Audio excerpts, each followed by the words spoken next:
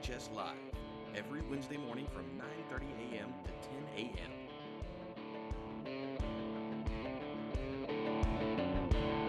Where you'll hear from new guests every week on relevant topics. Community-based. Student-driven. And now, your host, Joe Roberts.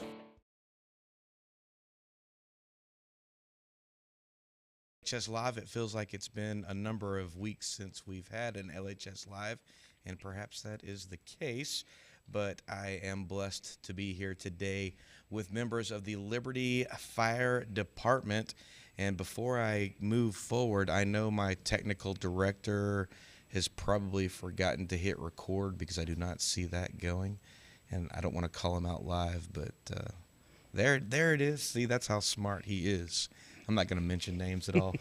All right, anyway, LHS Live, and I'm here with the Liberty Fire Department, or members of it, and apparently I'm here with B Shift. Is that right? That's correct. Okay. Alex Quinones and Ashley Pate? Yes, sir. Yes. I'm 2 for 2. I better stop right now. Okay, so let's talk fire. We had a bit of a fire alarm here yesterday, I think, and you guys were the ones that showed up, yeah? You showed up? No, sir. Oh, so it wasn't the best. We didn't get the best shift then. I think y'all got A shift. Okay. All right, so let's talk fire department because I really have no idea what goes on at the fire department. All I know is you've got the possibly red vehicles. They're really loud, and you save people. Yes, sir. We got here in Liberty, we have 3 fire trucks. Okay. We have our engine, our ladder, and our tanker. They're all used for different sorts of things. The engine is our primary response. And then we also have a bunch of ambulances. Okay. Beautiful bright red. All the flashing lights and pretty buttons you can press for the sirens. I think the real question that I need to ask, and perhaps Brian Hurst, the captain, would probably be the one that has to answer this, right, is do you give rides to people if they show up and they want to take a tour? Do they get to honk the horn? So as far as a ride, I'm not sure, but we do offer the tours where people could come play and sit in the fire trucks, press the buttons. So I'm feeling a hard no on the ride. Then you're just trying to be polite. It's okay. That would be a question for the chief. I'd leave it there. Okay.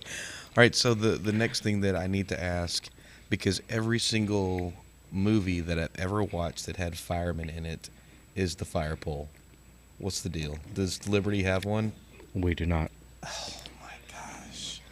I mean, are we a real fire department if we don't have a fire pole? It's a hard question to answer. If you tell me that I have to ask Brian Hurst that one. No, just from the history of departments that use poles, I really don't know much in the United States that still use them. Okay. I think it's more of a safety issue now with people sliding down a pole and hurt themselves. Okay, all right. They take the fun out of it sometimes. Okay. But I get it. All right, Ashley, you said you're the B shift captain? Yes, sir. All right, so tell me what does that mean? I get the privilege of working not only with the fire department, but one of the most phenomenal shifts. Take care of my guys, make sure that we manage resources correctly, and make sure that we have a good shift. We serve the community the best that we possibly can. All right, so we've got more than one shift. Yes, sir. Allegedly, because there's the B shift, so there has to be more than one.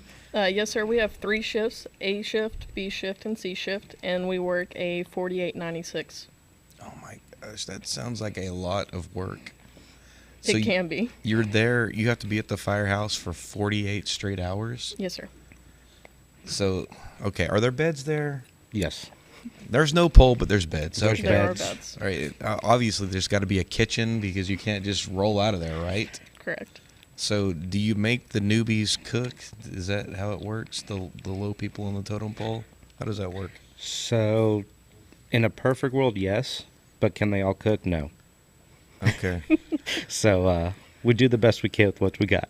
Okay. So, just before I move any further, understanding that my extent of Firehouse knowledge comes from the movie Backdraft and the TV show Burn Notice. So that's all I've got to work with. That's okay. So if I say something dumb, you can just correct me right away. How many people are in the shift? We have 21 paid personnel. 21. Wow. Yes, sir. Is that a pretty good number for a size of town that we have? Or is that about normal? And if you say I have to ask the captain, I'm telling you. It's a good number, but with the population increasing and with the growth that the city is seeing, we could always use more personnel to better serve. Okay. So 21 paid personnel. So is that spread out over the 3 shifts, or is that just your shift? No, sir. That's spread out through the department. Okay. And how do you supplement the shift with volunteers, or how does that work? Yes, sir. We supplement with volunteers and also part-time personnel to help us out. Okay. So if I walked down, is it Lakeland? No, are you guys on Lakeland? Yes, sir. Yes. So if I went over to Lakeland Avenue and I walked in the Firehouse right now, I guess you guys aren't there. How many people would be in the building? There'd be the fire chief, assistant chief, office manager, and then the 6 that are on crew full-time for that day, and if there's a part-time or any volunteers around. Okay. What do you do to fill those 48 hours when the alarm bell is not ringing?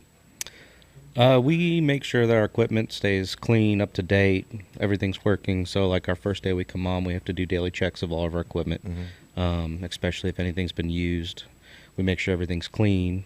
We like to stay clean and professional at all times. We have a lot of moving parts, mechanical stuff that we have to make sure stays clean, working. A lot of things that use gas, we got to make sure we keep everything full of gas, fuel, stuff like that. And then we go throughout the day, and we lived there for 2 days, and as a family we kind of just keep our stuff clean. We work, we train, we do as much as we can to keep our time full until the tones go off for a call. Do you guys fight like brothers and sisters when you're up there? And look, there's only tens of people watching this, so probably nothing's going to happen, but I need the juicy deets. So we have a lot of new people on our shift. Okay. A couple rookies. But yes, there's a lot of us that we do bicker like brother and sisters at home, and then like the new ones that come in are kind of like the adopted child until they join into the family, or the stepchild, and then they kind of just all form, and we have fun, we fight, we argue, bicker, just like a regular family. So it's like one big happy blended family moving forward. That's awesome. Absolutely. And I would imagine that you guys have to operate that way because, as you said, when the tones go off and you're going into a potentially life-challenging situation, you got to know who's got your back, right? Absolutely. Even our families know each other. His wife could call me and just let me know how his kids are doing, or vice versa. Oh, that's pretty amazing to have that. So when you're not on for the 48, do you guys do stuff outside of your shift together? We try to. We all have our personal lives that we work with and our families and stuff, but we try to, as much as we can, spend some time outside of work, away from work, just to build a better relationship or a bond to know each other a little more. Okay. Now, Ashley, what is your favorite piece of equipment at the Firehouse? It's a hard question. Well, you should have that right in your hip pocket. Alex, what about you? So I'm going to go with the K12 saw. Okay, you're going to have to tell me what that is. It's a giant reciprocating, or they call them concrete saws. Okay. Outside, but it's a giant power tool with a blade that can cut through metal, concrete, anything. And so is that kind of like the jaws of life or something like that, where if you're trying to rescue somebody, or no? It's more of a cutting tool, so we can cut, like, say, like a garage door. We can cut a garage door open with it, or metal doors, rebar. I just like it because it can cut, and it's loud, obnoxious. You said jaws of life. Those are fun tools too. I think she would have answered those tools because that's her favorite thing to do, is cut up cars. Okay, well, maybe not in the moment. Not in the moment, absolutely not. hey, hold on, we'll get to you. This is really cool. You Yeah. probably don't say that, right? No, not at all. Okay. Now thinking about firefighter, growing up, I never really put firefighter and EMS together the way it feels like they are now. Mhm. As a professional firefighter, you have to have that medical background, that medical training. So do you do different training on each end of that, and you have to have equal amounts, or no?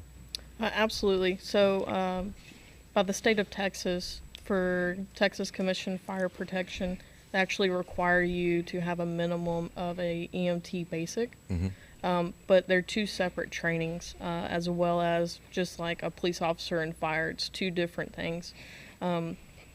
Do they come together? Absolutely, depending on the situation. Just like if it was a car wreck, not only are you going to have to cut up a car, but you also have someone to take care of. So they mesh well together, but there's separate training for both. Okay. Now, do you have to? And I'm sorry, I'm going back and forth. You You're guys just fine. great. It's like stereo knowledge of firefighting. When you're going through and you're doing your training, do you get to pick where you go? Do people come in to give you training in Liberty? Is there some sort of annual thing that you have to do? So we have to keep up with our certifications every year. We have to credential, make sure we have so many hours of continuing education. On the medical side, our licenses are good for the state of Texas for 4 years versus the fire side, which are good for 1. So we do a lot of fire training to keep up our skills. We actually are very fortunate that at our fire department we do all our training in-house. Oh, that's nice. And it counts for our fire side, for our continuing education hours. The medical side we also do ourselves. We do a lot of training. We have a lot of equipment at the station. You know, the mannequins, you know, the people the dummies that lay there that we can poke with needles. We can stick the tubes down the throats to help them breathe and stuff like that, to do all our training here. And then we are fortunate enough that sometimes we do get some outside education, the hospitals or bigger agencies that can come and help teach us a class or anything like that. So since you are sort of the hub of the county, do you do a lot of hosting for Hardin and Hull and Dayton or other places like that? Do they come and train with you guys? Yes. When we have the opportunity to offer and open up the classes to other departments, we do. They actually just had this last week in an extrication class on how to extricate anybody out of a motor vehicle. They got to several of the volunteer departments from around us were there helping and learning from the class on Saturday and Sunday, and got to cut and do all sorts of stuff with our department. So we are very fortunate and lucky to have the volunteers, because you know, they have to have our backs just like we have their backs. You know, if we get in a bind, we get a fire, we call for help from the volunteers from around the county to come help us. And if they get to work with us, that's awesome and great. And, you know, we get to work with them. So, All right, now this is the real question. This is gonna tell me what kind of captain you are, Ashley. If you're gonna give the credit over here, if you're gonna take it, which one of you is better with the fire hose and running upstairs and all that business? Who's better at that?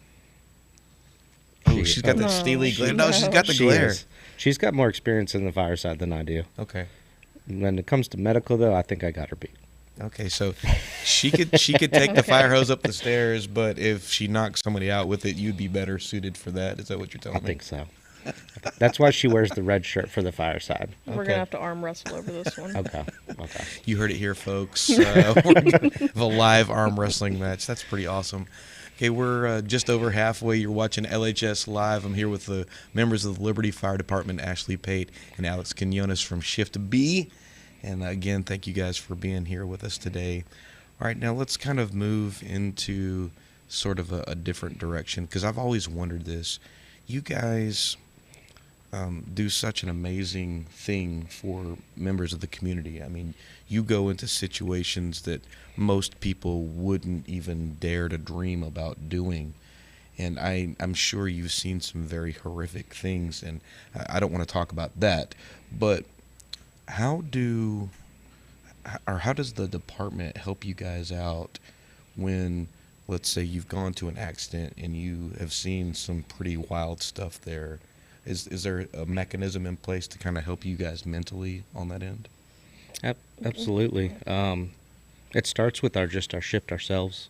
We're very fortunate that we ourselves as a shift do a debriefing after major calls, and we talk about things. Our captain has an open door policy, so we can go in and sit down and talk and get off our chest what we need to get off. And then the department's very good to have resources. We have a chaplain in our department that helped us, that can come and sit and talk with us. So she can elaborate a little more on the administration side. But Yeah. Absolutely. So we have a lot of different resources that we're able to call in and kind of debrief on the situation and kind of see what people really need after the situation, whether it's time off with their family or just to openly talk about it. Our chief and our assistant chief are just absolutely phenomenal about that, about providing those resources and making sure that mentally we're prepared for what comes next. So that was something that I always wondered about. Whenever you watch a movie or a TV program about firemen or policemen or whatever the case may be, they never seem to go in that direction. And I always wondered, and especially being in a smaller place like this, you would think you wouldn't see it, but I know by the news and other things that Liberty County and Liberty, we get our share of pretty nasty things, right? there's good days and there's bad Right. days. We have them just like everybody else. So I would imagine the best day is the day that it's silent on the tones, that you called it. Yes. That's probably the best day. We don't say the Q word, you know. Oh, I'm not I going to got say. you. We're I got very you. superstitious. Okay, no, I'm superstitious people. I'm down with that. I'm down with that. Being a theater teacher, there are superstitions in the theater too, so I get that. I totally get that. All right, so let me ask you. I think you'd probably be okay to handle this. What is probably the most heartwarming moment that you've had as a Liberty firefighter? Like the one that just hits you in the feels, that gives people Man, goosebumps. there's so many. And if you tell me once you pulled a cat out of a tree for a sweet little old lady, I am out of here. Okay. We did that not too long ago. Just want to point that out. Are you kidding me? Is that a real thing? It's not as often as you think. I think the one that would relate most to this school is actually a CPR that we had in the school not long ago, Okay. out here in the foyer. And we got called to it, and once we got here, the staff was phenomenal. They had already attached an AED. They were already doing CPR. When we came in, we took over CPR. We put our pads on. We were going through the motions, doing everything we absolutely could, and then all of a sudden, something just didn't feel right. So I look over, and sure enough, she opens her eyes and looks at me. And it was the warmest feeling, knowing that she was back alive and she was doing well. And we actually had a award ceremony at the station where she came, and some of the Liberty High School staff came that were a part of that big moment for her as an individual. And it was just a really great moment. Probably makes the job worth it after Absolutely. some hard times, right? Yes, sir. Okay. What about you, Alex? I don't know if I can beat that. Oh, my. Unfortunately, I mean, I was there with her on the call. Okay. Yep. So we share that moment together. This isn't always an arm wrestling contest here, okay? Honestly, for me, it's just knowing that I can help out I don't live in Liberty, but I love, supporting the city and helping the community here. It's my passion. I've always had a thing for this job, and I don't ever want to give it up. So for me, it's just every day that I can come here, and whether it's someone that calls for something that nobody would think you call about, that doesn't need an ambulance, to the most critical call, I'm here for that person. I'm going to do the best I can.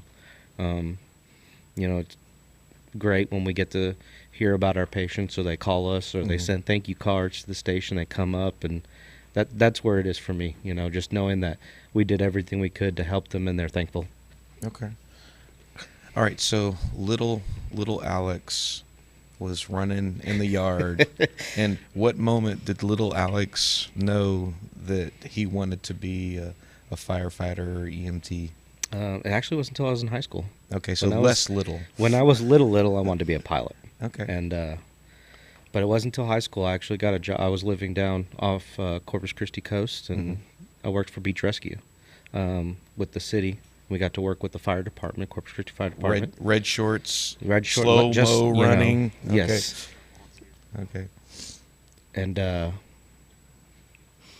you know, on the beach, and every now and then you'd get that call that the fire department have to come out and do and help. And we had a dune buggy accident on the beach. You know, people drive down there like crazy on the beach off-roading, and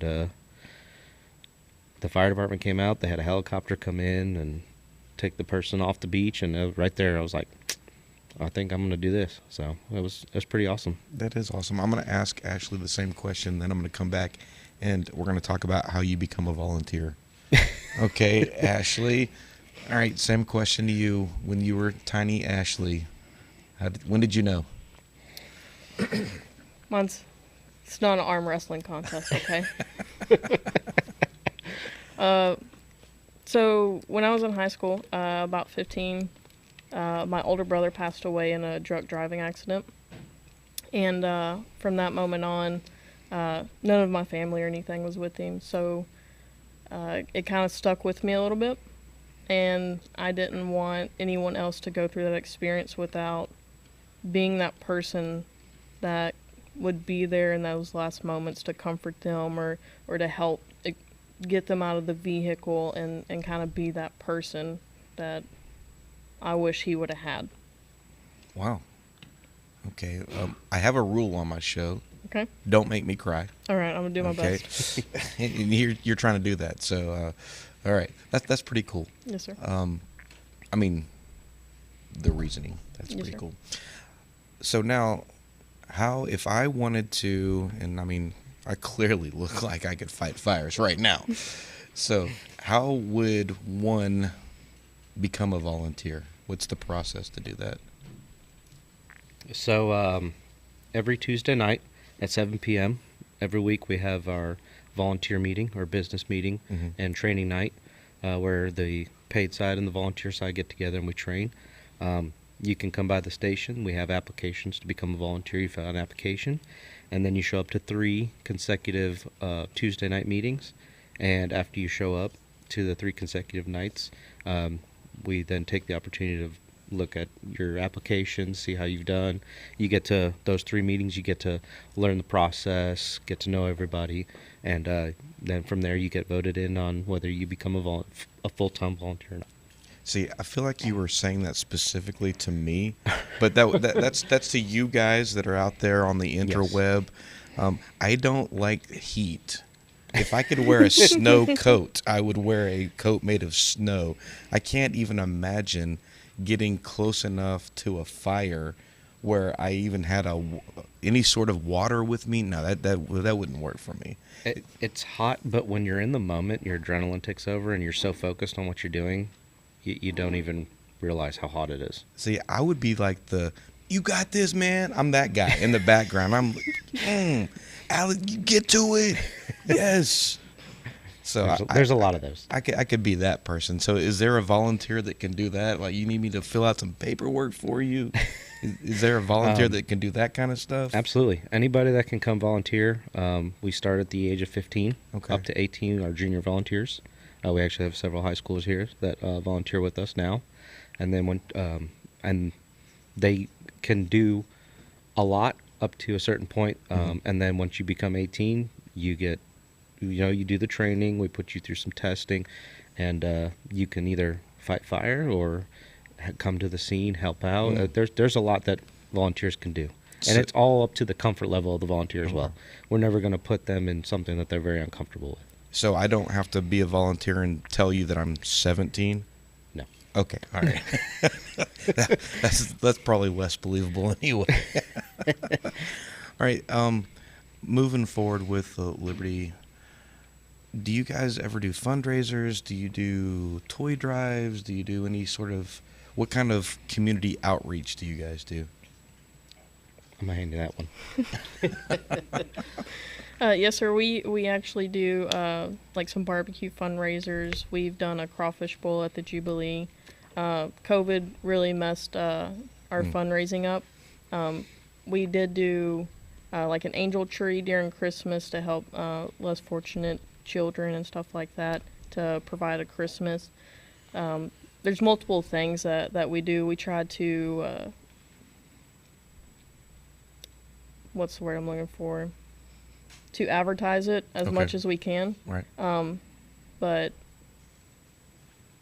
we can always use more volunteers to help us out with that. But we're very fortunate when we do fundraisers. We usually do cook the barbecue. Mm-hmm. That's one of our favorites. Turkey every Thanksgiving. Yep.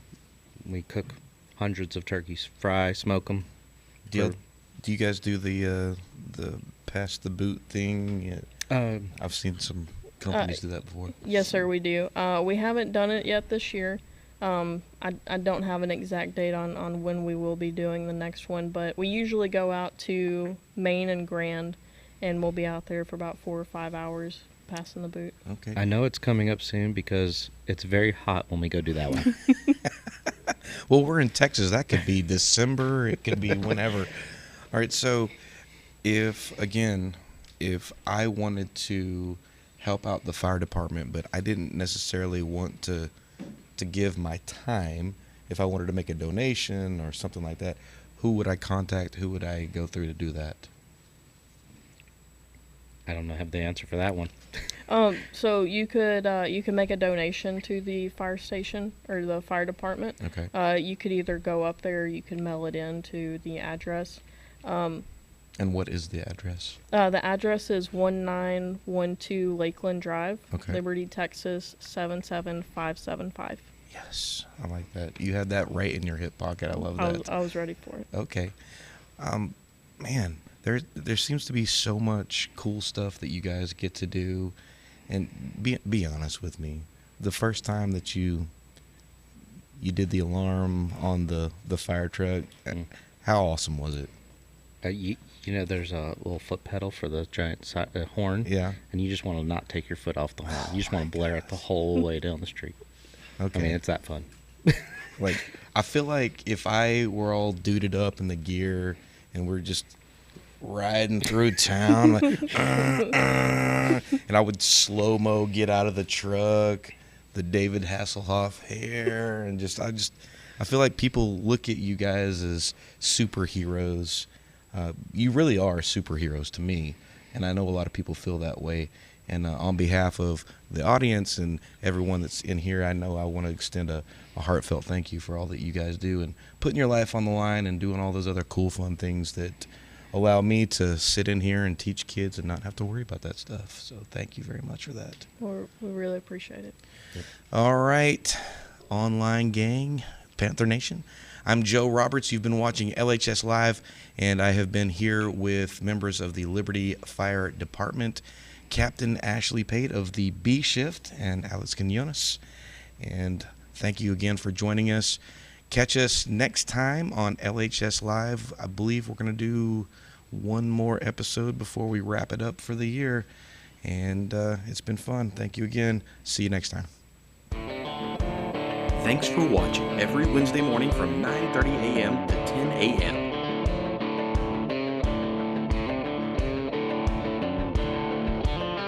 New guests every week on relevant topics. Community-based. Student-driven. Don't forget to tune in next week for LHS Live.